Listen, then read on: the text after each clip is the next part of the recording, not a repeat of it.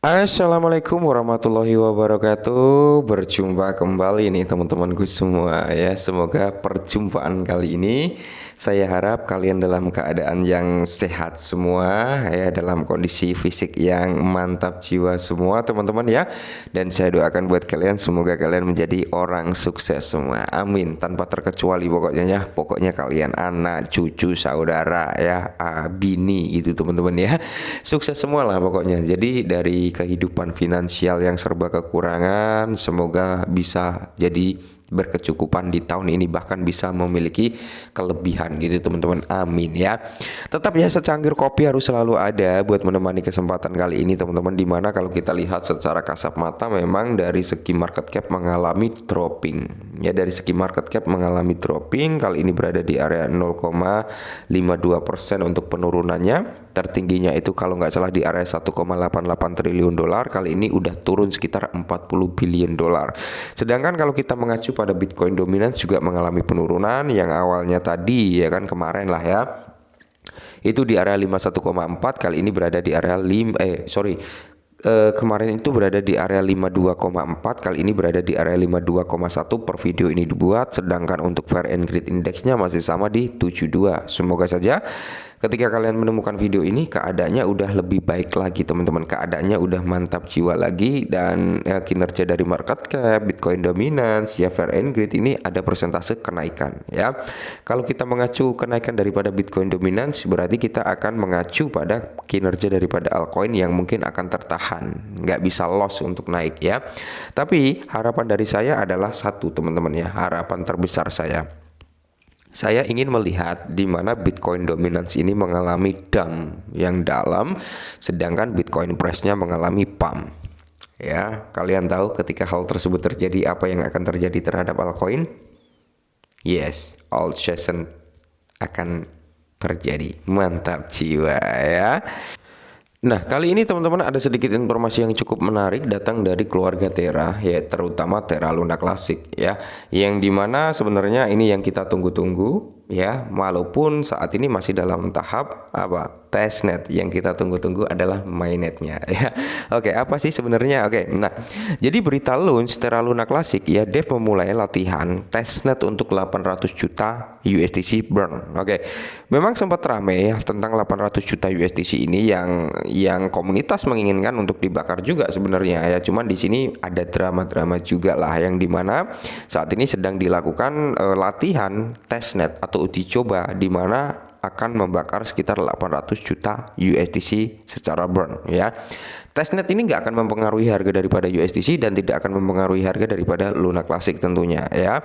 Yang bisa mempengaruhi nanti ketika terjadinya mainnet, yang dimana 800 juta ini benar-benar dihancurkan. Nah, itu yang akan membawa persentase nilai yang cukup positif. Cuman saat ini memang kita perlu apresiasi juga ya, kita perlu mengapresiasi kinerja daripada tim Luna Classic yang mencoba untuk melatih dulu nih sebelum kita benar-benar melakukan pembakaran gitu kan, supaya nggak ada terjadi kendala atau penghidupan kembali sebesar 800 juta USDC ini ya kan. Nah, ini dilakukan testnet. Nah, jadi di sini kalau kita lihat launch ya, pengembang Terra Classic bersiap untuk membakar 800 juta USDC dengan latihan testnet. Akankah harga naik? Ya, I don't know ya, tergantung dari perspektif atau tanggapan dari komunitas Luna Classic. Kalau mereka menyambut senang dengan berita ini, tentunya di sini pasti akan ada volatile harga juga, akan mengalami sedikit kenaikan. Cuman yang sangat-sangat berpengaruh terhadap Luna Classic dan USDC ketika memang udah benar-benar mainnet ya. Nah, jadi di sini menariknya berita launch mantan pengembang satuan tugas L1 atau layer 1 ya, bersama L1TF L1T F ya, benar ya, bersama dengan pengembang lain dan validator Terra Luna Classic telah mulai mengerjakan 800 juta USDC untuk mengurangi pasokan stablecoin yang beredar dengan membakar saldo dalam kontrak menuju yang terbaru dan detailnya. Oke, detailnya pasti akan kita bahas. Cuman sebelum kita turun, yang perlu kalian ketahui adalah karena di sini sebagian orang banyak yang belum tahu, mungkin mereka baru terjun di sektor kripto ya, belum lama, masih hitungan bulan ya, kita wajar ya mereka bertanya. Jadi gini teman-teman ya, Apa sih Bang fungsinya dibakar juga ya? Apa sih fungsi pembakaran token? Ada yang bertanya seperti itu teman-teman ya. Jadi di sini saya jelaskan ya. Simpelnya aja biar nggak bulat ya. Jadi pembakaran token itu teman-teman ya, atau pembakaran koin itu adalah untuk mengurangi total supply.